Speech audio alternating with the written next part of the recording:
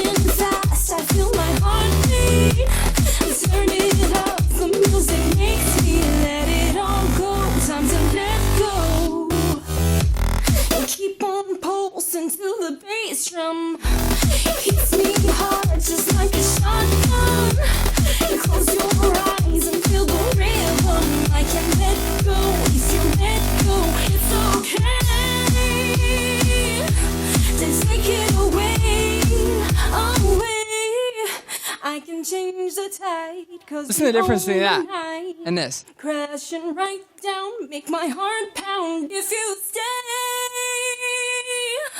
I'll show you the way. It's just crazy what compression can do with vocals. So like I said, here I'm using 2 compressors. This is what I meant, SSL channel.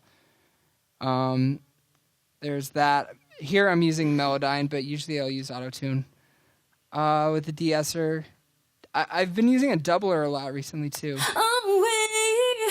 I can change the tide, 'cause we own the night. Yeah.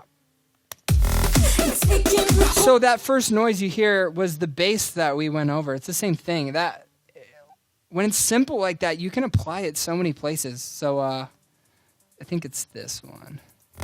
Yeah, it's that FM8. Same thing. You've probably heard this a few times. Here it is. Yeah, so this is kind of like an Alvin Risky Skrillex type thing. Let me play the parts of it.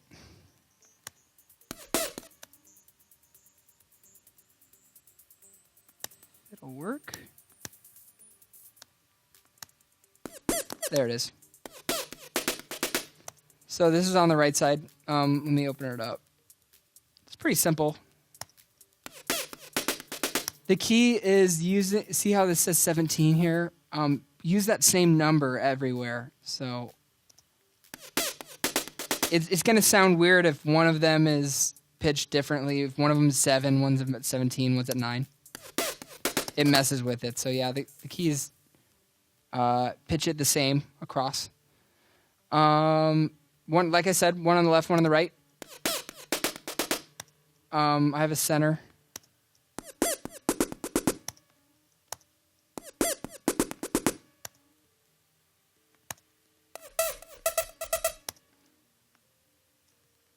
Yeah, this sound is actually really simple, but I find it cuts through. It's the dissonance between having a 23 and a 24 that makes it work. If this was at 24,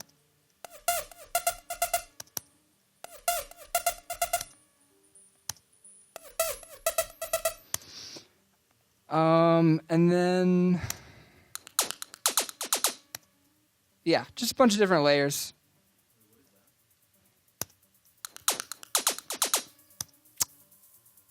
A lot of this stuff is just me messing around, so I don't know exactly how I stumbled upon a lot of these things.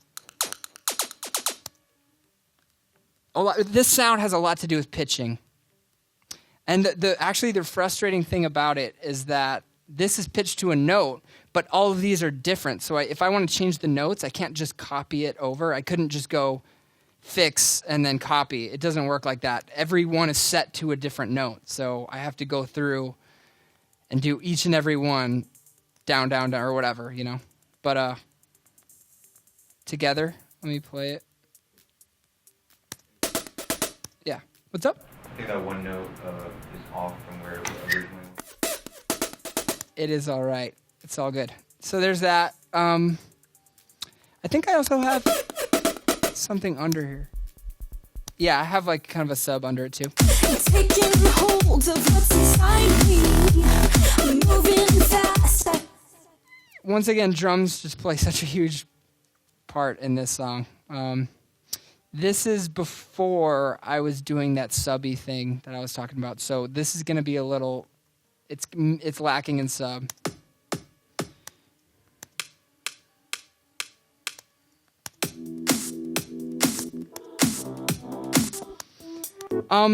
One thing that I tend to do when I make electro songs is have a halftime section because I really like space. So let me play that. Oh, I can feel you all around me. Oh, it's okay. All right, it's over here.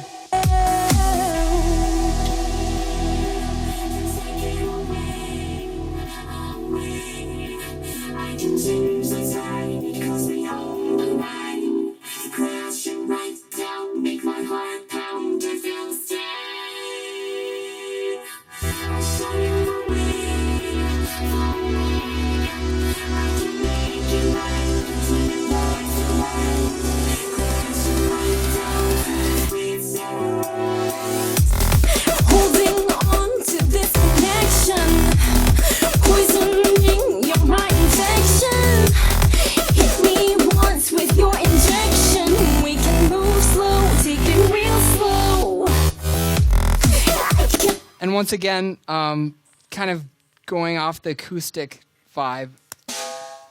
This is just like a simple metallic kind of snare, but the difference it makes is crazy.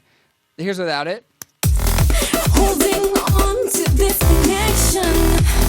Poison. Sounds empty, right? It's not as full, but with this, it just changes it for sure. Holding on to this connection. Poisoning your mind infection.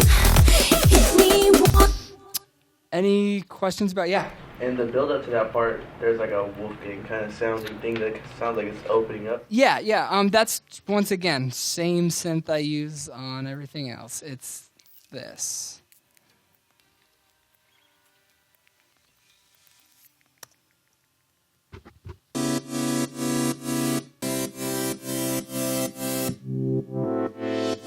Talking about that, right?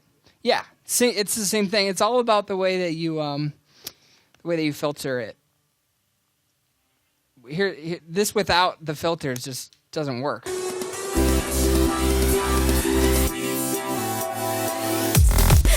That filter's just huge. Yeah. Yep. Are you using kicks, specifically in the halftime drum part, are you using kicks of different volumes and velocities, or is every kick the same? In this song, every kick is the same pretty much. Yeah. Could you possibly go into depth on the drum pattern you use? Because it's really dynamic. At this part? Yeah. Let me solo these drums real fast. So there's that impulse.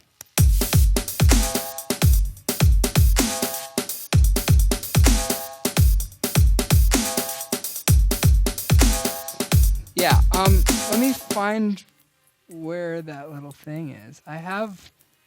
It must be this.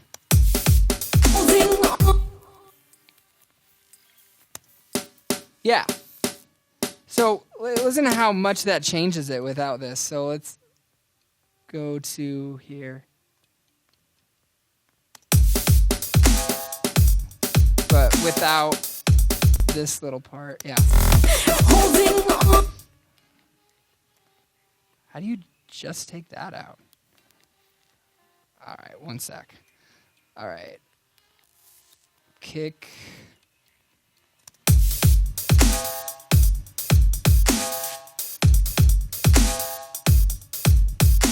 Yeah, so it's crazy how much this can change it just adding one little kind of snare drum in there.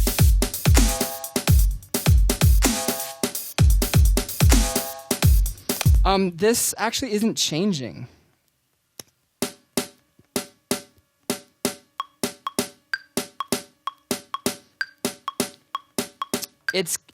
It's that moombahton rhythm, but offset a little bit. If it was like this, it'd be the right.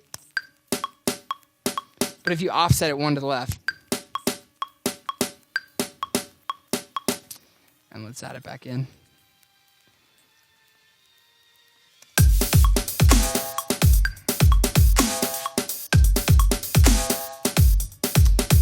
It's just blows my mind how much this metal snare changes the game. Like, it's just, if this is off, it's so much less interesting to me. And it's just one little thing, and a lot of people wouldn't think to add it, but yeah. Yep. Could we go through it layer by layer, kind of the same way? Sure. I'm really bad at drums. Oh, it's okay, yeah. Let's go over it. So there's this. 1 second. Like we said, that's just pretty simple. It's just a snare. Let's go to here. So what's interesting with this is I'm actually doing a dotted eighth rhythm with these closed hi-hats here. So if I take this out, right? So it's every 3. Then let's add in what.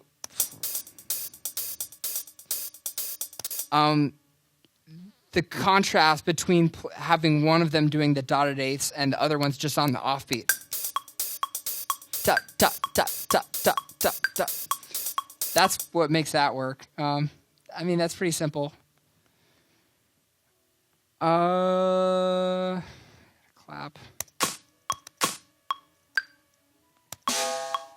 Just a lot of messing around with layers. It's hard for me to use too many drum layers. It usually helps, unless you have conflicting things. Just as long as you make sure that your frequencies aren't conflicting, it usually helps to have more. And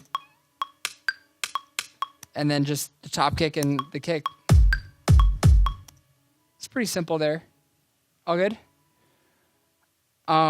Anyone have any questions about this song? Yeah. I noticed that the signal coming out of some of the compressors and some of the equalizers, since you boost the highs so much, is clipping. Yeah.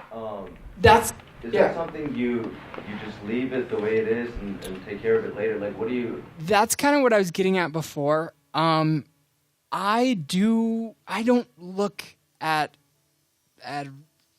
things clipping too much, because I've found in certain scenarios and just in the past where I'm trying to be analytical and mathematical about it. I'm like, that is clipping, take it down. And then I'm like, wait, but it sounds worse.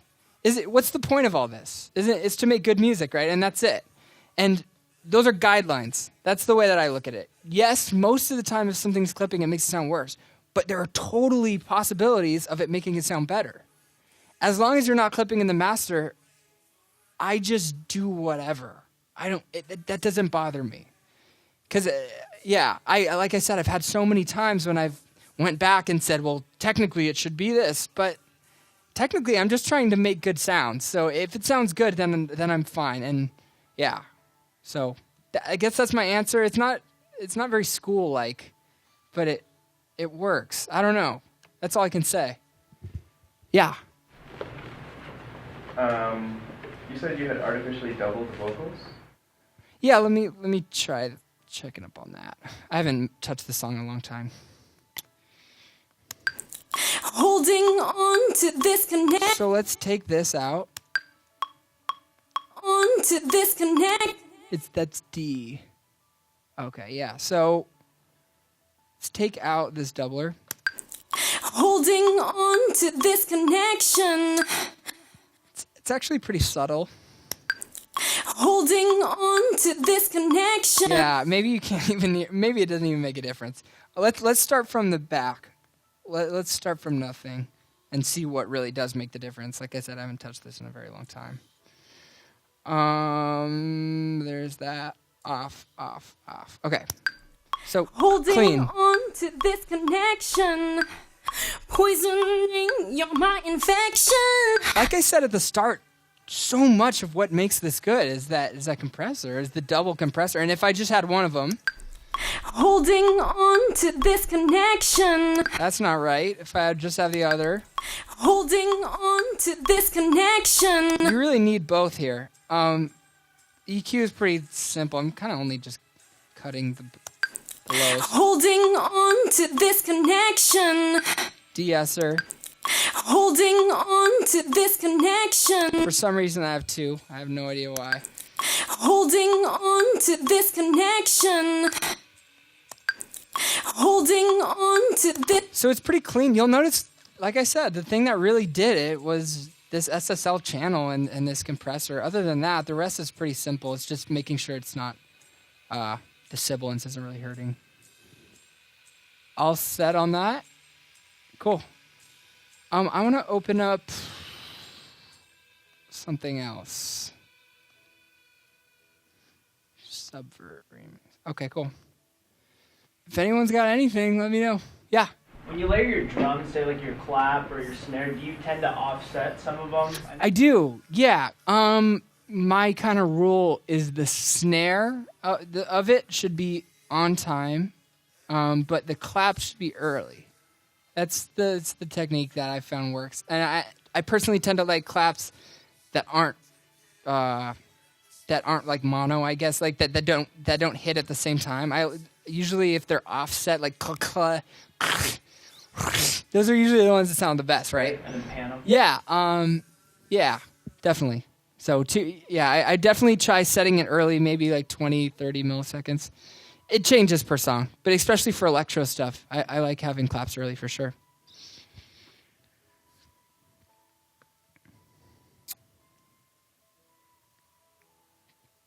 Take its time here. Yeah, so for this song, I wanted to try doing something that I had never heard. And I've never heard an EDM song that had an odd time, right? Have you guys?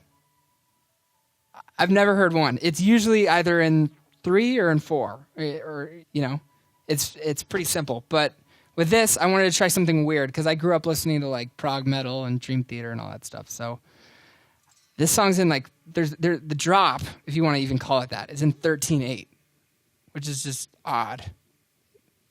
So let's see this.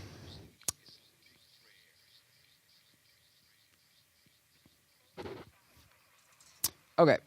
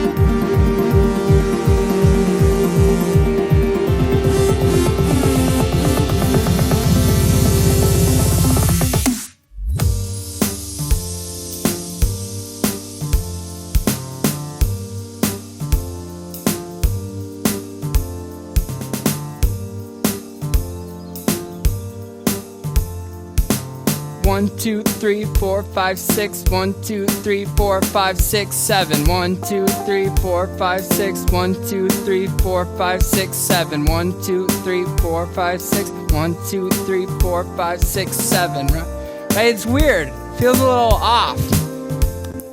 Personally, I think people are scared of taking chances. I think people are trying to be a little too commercial and making sure that it's safe. I don't even know if this is electronic music. I don't even care. I like it, and what do you guys think? I don't know. Does it work for you? When you play this, Yeah. how do people respond? It's weird. It's an anti-drop. It's like it's a slap in the face to the drop, you know? But here's what it usually is. Oh, okay. This is cool. And then a few seconds, yeah, this is sweet. I haven't heard this at EDC before, you know? There's gonna be a shock, but isn't the best part of art the shock? Isn't the best part of art the unexpected thing that you weren't expecting? It's like, wow, that's actually my favorite thing ever, right? You have to take chances. That's what I think. And so I did it, and people like it, and I don't expect it to be main stage anytime, but I'm just trying to get rid of EDM as EDM. This isn't, and maybe it's not people don't dance, or it's not really electronic. It's kind of more jazz, but I am just into do it if you want to do it. And I wanted to do it, so I did. So anyway, this is a 13/8 song. It's the first one I've heard in this genre, at least. You'll notice the way to make this work is to change up the drums. This would sound weird with that fat kick. And this would sound weird with that fat snare, too. So let me play the drums from here. Yeah, I think that's it.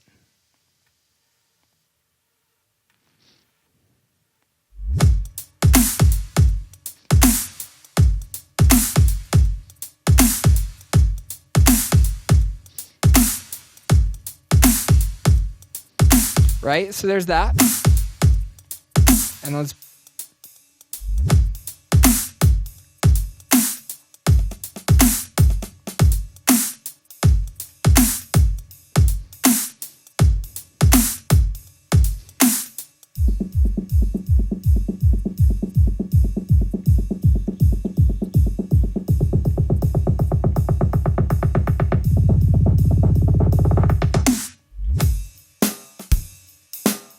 the kick's way more soft here, right? It's more like a jazz kick, and the snare is so different. Anyway, so there's that. I guess I just want you guys to just try weird stuff and not be afraid. Because it could end up being a flop, or it could end up being really cool and the next huge thing, Yeah. For the jazzy bit, did you do anything to try to humanize the drums at all, or did you keep it straight on the same way? Like I said, it has a lot to do with velocity and decay. Velocity and decay. If you can master those two things and think like a drummer, don't play something if you can't play it that way. And if you're going to hit something this soft, realize how long that note should be sustained for. And if you're going to hit something this hard, realize that. You need to not just think like you're in a computer, because that it's not going to sound real. So let's do the hi-hats, for instance, or the...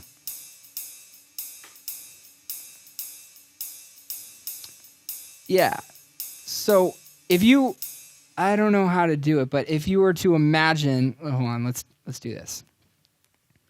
Okay, here's all the notes. Let's just max them all out. It's so electronic. It's so boring.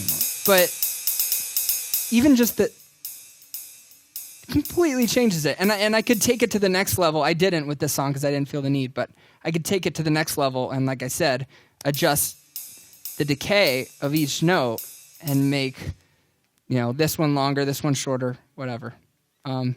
There's that with that. Definitely do it when you're doing snare rolls. Let me see. Where is this part? I have a snare in here somewhere. Okay, here it is.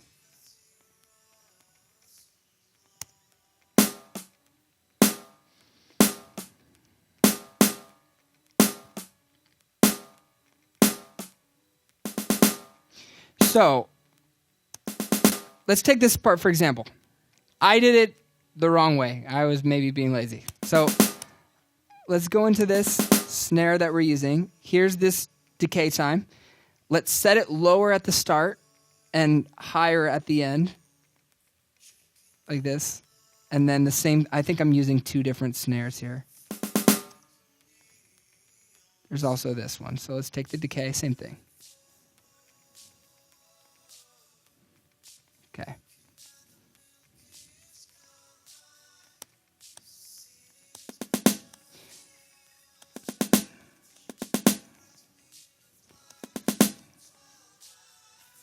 To me, this is so much more organic. It's more realistic. Maybe, it takes time to get the decay times exactly the way you want them, but I think you should spend time on things like this. So that's going to just work so much better in context. Anyway, it seemed like such a small thing that doesn't really matter, but it does. There's that. So we were talking about story arcs before. Here's this part. This is the anti-drop, right?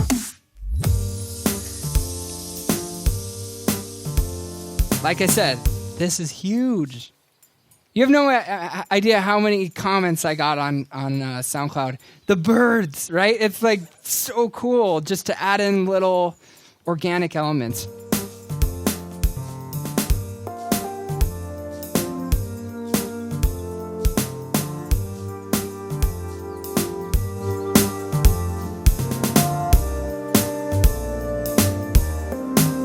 So here, let me go to this.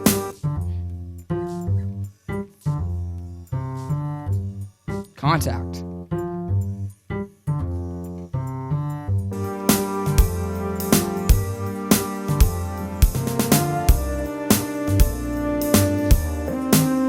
And this is that same sound I've used before.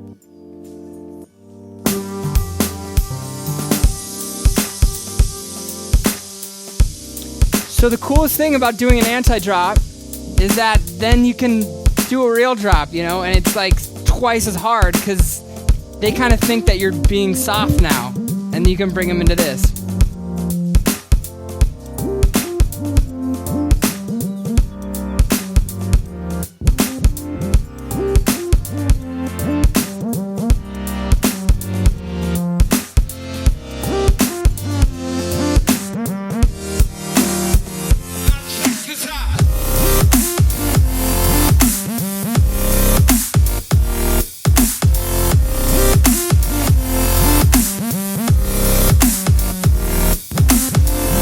it just makes that part hit so much harder. Yeah. Any questions about any of that stuff? Yeah. In the intro, before it gets to the jazzy bit, there's a part where the entire track does a volume swell. And I was wondering if you could go into... Yeah, let me see. This part?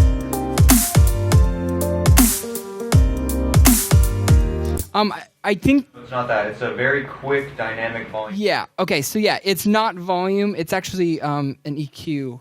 I'm actually filtering. You're talking about this, right? Right here. Right? Oh, yeah, maybe. I think so. Yeah. So all I'm doing there really is just taking out the kicks, taking out anything that punches on that first note. You'll see the hi-hats are gone. The kick is gone out of there. And then let's go into this. Yeah. Just an auto filter. Without it, it would sound like this.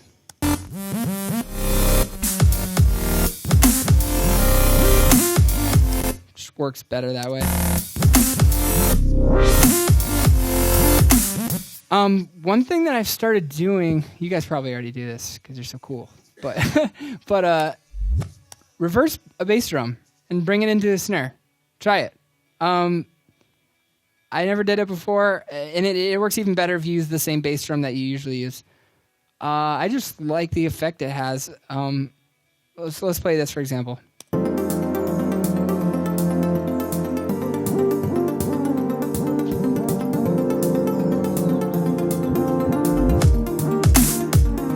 Right? Without it, it doesn't hit the same, right? It's like this one's like, whoa. Yeah. That's something I've started doing. Let's take this out. I think this is the one. Yeah. Okay, so I'm really a big fan of grace notes, being a drummer. Like doing little subtle things. Like we said before, people might not hear them, they might. Let's take this out. Here it is without it.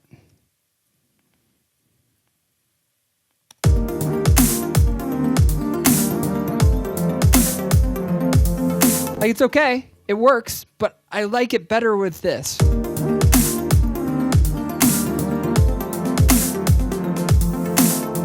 It's just the subtle little humanistic things in tracks that I don't usually hear, and it's usually my favorite part of songs, even if it is quiet. It should be quiet. Anyone do that? No? Okay, I recommend it. Yeah, I know it's weird, and you probably won't even think of it next time, but just try. When you're done with your drum, say, am I actually done? Would a drummer be okay with... it'd be boring, right? You want to do the little fills, little grace notes, yeah? Sorry I'm asking so many questions, but...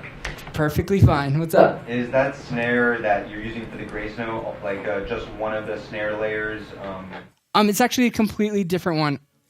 Everyone have a pen or some way to write something down. Go online and download. It's called 5,000 Drum Hits. Let me make sure that's what it's called. It's called Samples 5,000 Drum Hits. It's free.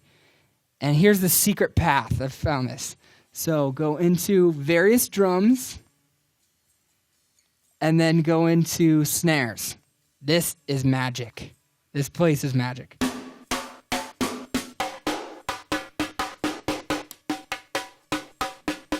This is what you want, okay? These are real people hitting real snares. This isn't like Vengeance. This is totally different. Take these, find your favorite ones, like something like that. It's just, they have clicks, they have whatever. And like I was saying before, shorten them. Look at the decays on this. It'd be even better. Yeah. Yeah, see how I have it short at the start, like we were talking about, and then longer. It's all about playing with volume and decay. Play with volume, decay, add little interesting things in there around the snares. Use these. I really like these. Like I said, 5,000 drum hits, then it's under various drums or various DR snares. It's my little secret for you guys. Any other questions? All right. So there's that one. I'm gonna open up Horizon real fast. We got 20 minutes.